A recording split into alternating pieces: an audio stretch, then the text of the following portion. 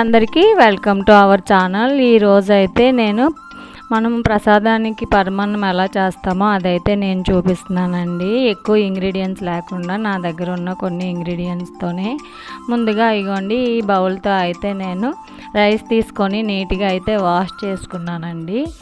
ఇంకా అలా వాష్ చేసిన తర్వాత దాంతోనే 5 వరకు వాటర్ తీసుకొని 5 బౌల్స్ వాటర్లో వేసి నేనైతే 80% వరకు ఉడికించుకున్నాను ముందు।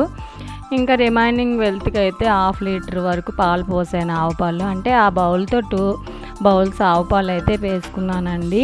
ఇవైతే ప్యాకెట్ కాదు, మాకు ఊళ్ళో దొరుకుతాయి అవే।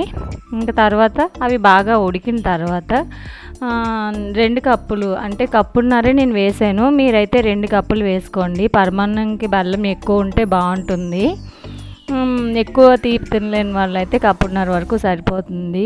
తర్వాత ముందుగానే కొబ్బరి ముక్కలు వేసి ఉడికించాలి, నేను అది మర్చిపోయాను, తర్వాత వేసుకున్నాను। ఇంకా లాస్ట్లో అయితే టేస్ట్ కోసం యాలకుల పొడి కూడా వేసానండి। ఇంకా అలా కొద్దిసేపు ఉడికించాను। అవి ఉడుకుతున్నప్పుడే కొద్దిగా నేనైతే జీడిపప్పును అలాగే కొన్ని కొబ్బరి ముక్కలను కూడా నేతిలో వేపుకున్నానండి। ఎందుకంటే ఇవి కూడా వేస్తే టేస్ట్ బాగుంటుందని। కిస్మిస్ కూడా వేసుకోవాలనుకున్న వాళ్ళు వేసుకోవచ్చు, నేనైతే అవి వేయలేదు। ఇవి అయితే లాస్ట్లో ఇలా ఫ్రై చేసి అవి కూడా వేసి ఇంకొద్దిసేపు అయితే ఉడికించానండి।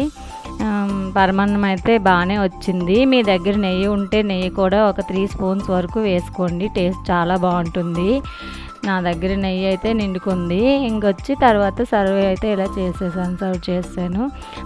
ఇంకా మా అబ్బాయి టేస్టింగ్ టైం అయితే అయిందండి। వాడైతే తిని వాడికి పెద్దగా పరమాన్నం ఇష్టం ఉండదు, కానీ ఏదో అలా చెప్పేశాడు బాగుంది అన్నట్టు, కానీ టేస్ట్ అయితే బాగానే వచ్చింది।